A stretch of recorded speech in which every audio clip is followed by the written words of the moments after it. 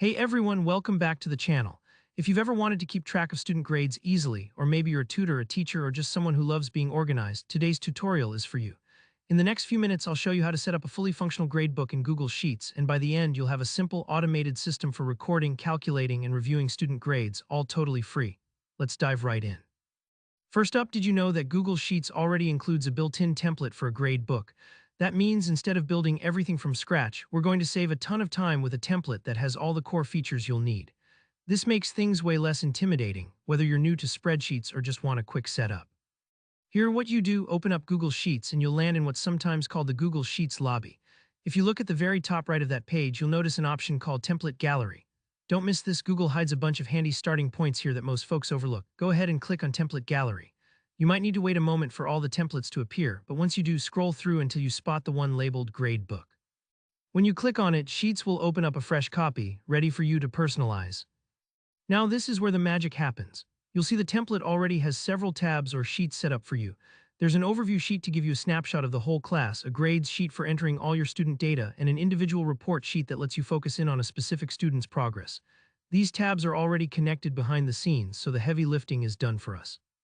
Think of it as walking into a classroom that's already been organized. The whiteboard is clean, the seats are out, all you have to do is start teaching. For our purposes, we'll spend most of our energy on the Grades tab since that's where you'll actually input the student names and their grades. It might look a bit overwhelming at first, but don't worry, it's structured to make your life easier. Along the top, you'll see areas for assignments, quizzes, exams, or whatever categories you like. Along the left, you'll be listing each student's name. If you're working with a big class, take your time here and maybe double-check your spelling. As you fill in grades, you'll notice that everything updates automatically. The built-in formulas will calculate averages and totals, so you don't have to wrangle messy math. And here's a pro tip. If you need extra columns for new assignments, you can always add them to the right, and the formulas often adjust by themselves. Still, double-check your averages just to be sure things are behaving as they should. If you ever need to clear out sample names or starter data, just select those cells and press delete. Your structure and formulas will stay intact. Once you've added your students and their grades, take a look at the Individual Report tab. This is such a cool feature. Just select a student from the drop-down list, and Google Sheets will automatically generate a breakdown of their performance, pulling all the right numbers from your grades sheet.